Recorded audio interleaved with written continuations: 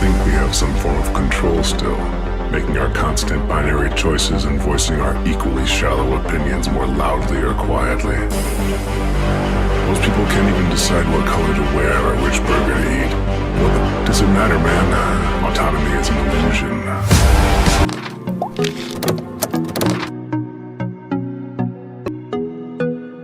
আসসালামু আলাইকুম, সবাই কেমন আছেন? আশা করি ভালো আছেন। তো আজকের এই ভিডিওটাতে আমি আপনাদেরকে দেখাবো ইনপডস 12 এই ইয়ারফোনটা। অনেকেই হয়তোবা জানেন আমি আরো আগে একটা ভিডিও করেছিলাম i12 TWS ইয়ারফোন। তো ওইটা হচ্ছে অ্যাপেল এয়ারপডের ক্লোন, সেটা এইটাও এরকম, কিন্তু এটার মধ্যে কিছু চেঞ্জ করা হয়েছে। ফিনিশিংটা এটা ম্যাট ফিনিশ, আর এটা অনেকগুলি কালারে পাওয়া যায়, অলমোস্ট 5টা থেকে 6টা কালার, কিন্তু এখানে কিছু কালার দেওয়া আছে বক্সের উপরে দেখতেই পাচ্ছেন। এখানে 4টা কালার, আর আমার ভাগ্যে মূলত ভাগ্যক্রমে এই পিঙ্ক কালারটা চলে এসেছে। যদিও এটা ব্ল্যাক কালারটা আছে, আমি ব্ল্যাক কালারটা অর্ডার করেছিলাম, কিন্তু এটা দিয়ে দিয়েছে, তো আমি আর কিছু বললাম না এই বিষয়ে। কিন্তু দেখতে অতটা খারাপও না। তো প্রথমে আমি আনবক্স করি এই জিনিসটা। এই হচ্ছে বক্স ওপরের, এবং নিচে এই এয়ারপডটা এইভাবে করে থাকে। তো এয়ারপডটা দেখতে পাচ্ছেন পিঙ্ক কালারের। এটা এয়ারপড না, এটা ইনপড 12 এটা নাম, ইনপডস নামটা কিন্তু একটু অন্যরকম। যাই হোক, আর বক্সের ভিতরে আর কি কি থাকছে তা একটু দেখাই। একদম চিপ কোয়ালিটির একটা প্লাস্টিক। চিপ কোয়ালিটির বলতে দামও তো অনেকটাই কম, তো এই জিনিসটা একটু স্যাক্রিফাইস করাই যায়, এটা কোনো ব্যাপার না। তারপরে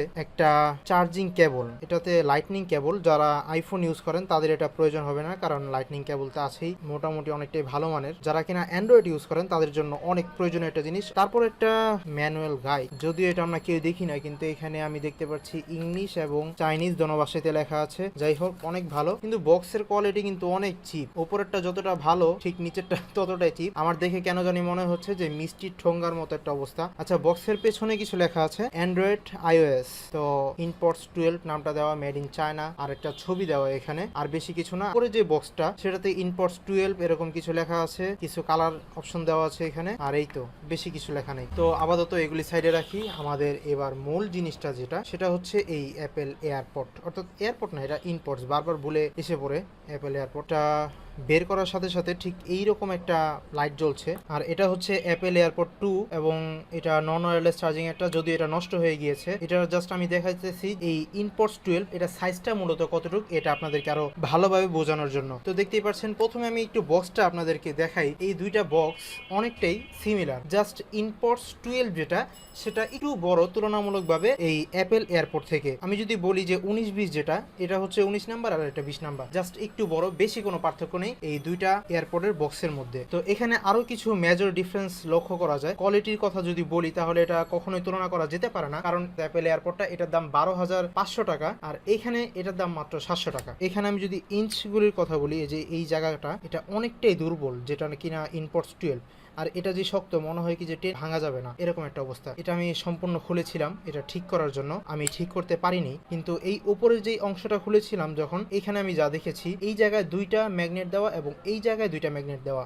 মোটমাট 4টা। এই কারণে এটা অনেক ভালোভাবে লেগে থাকে। আর এই জায়গাটায় আমি একদম ভালোভাবে দেখতে পাচ্ছি, আমি যদি একটু লাইটের নিচে নেই, তাহলে দেখা যায় যে এই জায়গাটার মধ্যে জাস্ট একটা ছোট্ট একটা ম্যাগনেট দেওয়া। এই ম্যাগনেটটা আর কতটুকু শক্তিশালী, খুবই সাধারণ, একদমই নর্মাল মনে হয়, যে এটা জাস্ট আপনি একটু লাড়া দিলেই খুলে যায়, আবার করলেই বন্ধ হয়ে যায়। এটা খুবই নর্মাল, এটা হওয়ারই কথা। বেশি ভালো তো আশা করা যায় না, কারণ দামটা আমাদের দেখতে হবে। তো এখন সাইজগুলির কথা বলি। তো দেখতেই পাচ্ছেন, আমি দুইটা একসাথে খুললাম, প্রতিটা বের করতেছি, এবং আপনাদেরকে সাইজটা একটু বোঝানোর চেষ্টা করি, যে ইনপডস 12 আর অ্যাপেল এয়ারপডের যে অরিজিনালটা, সেটার মধ্যে কতটুকু ডিফারেন্স রয়েছে। তো এইখানে আমি যদি এই দুইটা রাখি, তাহলে দেখতে পারবেন যে অনেকটাই সিমিলার, জাস্ট একটু এখানে চেঞ্জ রয়েছে। যেমন অ্যাপেলের যেই এয়ারপডটা, সেটা অনেক ছোট, আর যেটা ইনপডস 12 সেটার যেই এয়ারপডসটা রয়েছে, এটা একটু বড়। অবশ্য আপনারা যদি হাতে নেন সরাসরি, তাহলে এই যে এখানে লম্বা অংশটার যে সাইজটা, এই অংশটা, এটা অ্যাপেল এয়ারপডের মধ্যে অনেকটা ছোট, আর যেটা ইনপডস এয়ারপডসটা, সেটার মধ্যে একটু মোটা। এটা দেখলেই বুঝতে পারবেন।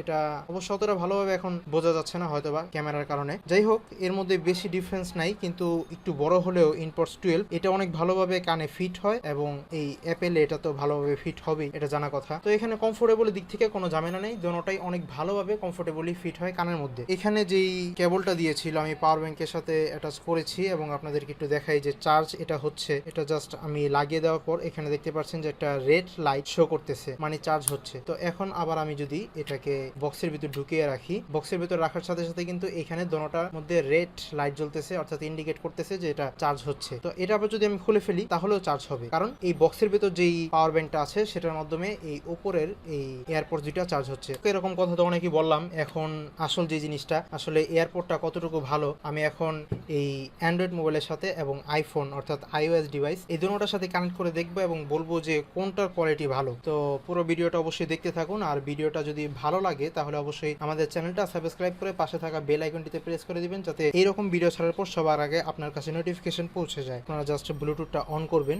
ব্লুটুথ এই যে এখানে ব্লুটুথ অন করার পর ঠিক এই যে i12 নামক একটা অপশন আছে এখানে ক্লিক করবেন। এখানে ক্লিক করার সাথে সাথে পেয়ারিং হচ্ছে দেখতে পাচ্ছেন। এটা যখন পেয়ার হয়ে যাবে তখন এই লাইটগুলি আর জ্বলবে না। এটা আসলে একটা ভালো দিক, কারণ লাইটগুলি জ্বলাটা খ্যাত খ্যাত দেখা যায়, যেমনটা অ্যাপেল এয়ারপোর্টেও কিন্তু লাইট জ্বলে না, এটা মাথায় রাখতে হবে। তো এটা কানেক্ট হয়ে গিয়েছে, উপরে এখানে দেখাচ্ছে। এখন একটু সাউন্ড কোয়ালিটি শোনার চেষ্টা করি। আমি এটা তো সাউন্ড কোয়ালিটি শুনবো, আর প্রথমেই আপনাদেরকে একটু দেখিয়ে দিই যে এটা ইউজটা করবেন কিভাবে। একদমই সিম্পল, যেই সব টাচ কন্ট্রোলার এটাতে দেওয়া হয়েছে, ক্লিক যদি করেন তাহলে পজ হয়ে যাবে, আবার একটা ক্লিক যদি করেন তাহলে আবার এটা চালু হয়ে যাবে। করা যায় সাধারণ যেই এয়ারপোর্টগুলি রয়েছে এয়ারপোর্টস, তো ঠিক অনেকটা ওই রকমই, এটার মধ্যে কোনো জটিলতা নেই। তো আমি এখন এনসিএসের একটা ব্যাকগ্রাউন্ড মিউজিক চালু করতেছি এবং আপনাদেরকে আমার মাইক্রোফোনটার মাধ্যমে শোনানোর চেষ্টা করি। আসলে দেখি যে যদি আমরা বোঝা যায় না, তারপর আমি একটা আমার একদম রিয়েল ওপিনিয়ন দেওয়ার চেষ্টা করব যে এই ইয়ারফোনটা সম্পর্কে। তো প্রথমে একটু সাউন্ড কোয়ালিটি শোনাই আপনাদেরকে। আমি একদম ফুল সাউন্ড দিয়ে দিয়েছি এই জায়গায়।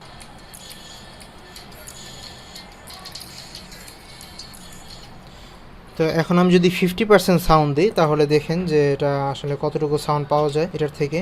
হ্যাঁ,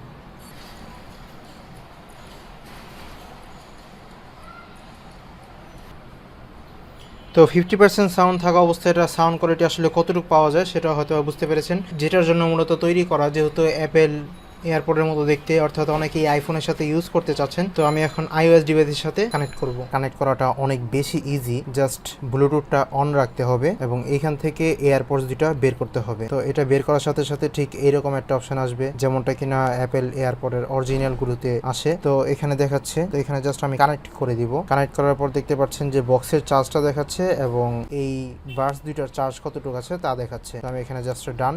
তো এটা কানেক্ট করা হয়ে গিয়েছে, এখানে আর কোনো ঝামেলা নাই, অনেক সহজ। তো এটা অলরেডি কিন্তু কানেক্ট হয়ে গিয়েছে। এখন আমি এটা সাউন্ড কোয়ালিটি বোঝানোর জন্য জাস্ট একটা ব্যাকগ্রাউন্ড মিউজিক চালু করে জাস্ট সাউন্ডটা একটু শোনাই আমি আমার যে মাইক্রোফোনটা আছে সেটার মাধ্যমে, যদিও এতে অনেক ভালোভাবে বোঝা যায় না, তারপরে আমি একদম লাউড সাউন্ড দিয়ে দিচ্ছি এবং দেখি যে এটাতে কতটুকু ভালো সাউন্ড পাওয়া যায়।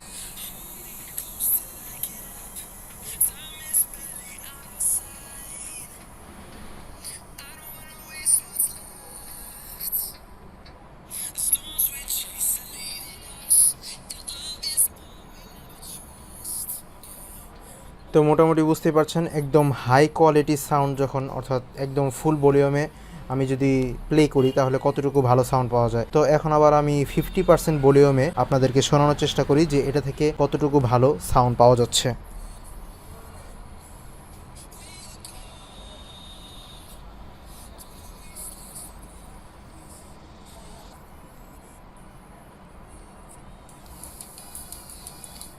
তো আশা করি বুঝতে পেরেছেন যে এটা থেকে আসলে কতটুকু ভালো সাউন্ড পাওয়া যায়। এইটার কথা আমি যদি বলি, মোটামুটি আমি এটা বেশ অনেক দিন যাবত ব্যবহার করছি iOS ডিভাইস এবং অ্যান্ড্রয়েড ডিভাইস এই দুটোটার সাথে। তো এই ক্ষেত্রে আমার যেই পার্সোনাল এক্সপিরিয়েন্স সেটা আমি আপনাদেরকে বলি। আইফোনের সাথে যখন ব্যবহার করেছি তখন লাউডনেসটা মোটামুটি একটু ভালো পেয়েছি, কিন্তু আমি যখন অ্যান্ড্রয়েডের সাথে ইউজ করেছি লাউডনেসটা যদিও একটু কম থাকে, তারপরেও সাউন্ড ব্যালেন্সিংটা মোটামুটি ভালো। কিন্তু আমার জানা মতে সবসময় আইফোনের সাউন্ড ব্যালেন্সটা অনেক বেশি ভালো থাকে, কিন্তু এই এয়ারপোর্টটার সময় মোটামুটি অনেকটাই ভিন্ন চিত্র আমি দেখেছি। কারণ অ্যান্ড্রয়েডের সাথে যখন এটা আমি প্লে করেছি তখন মোটামুটি ভালো সাউন্ড কোয়ালিটি পাওয়া যাচ্ছিল। সাউন্ডের লাউডনেসটা একটু কম হতে পারে, কিন্তু মোটামুটি ভালোই স্মুথনেস পাওয়া যাচ্ছিল। কিন্তু এটার মধ্যে ঠিক তা না।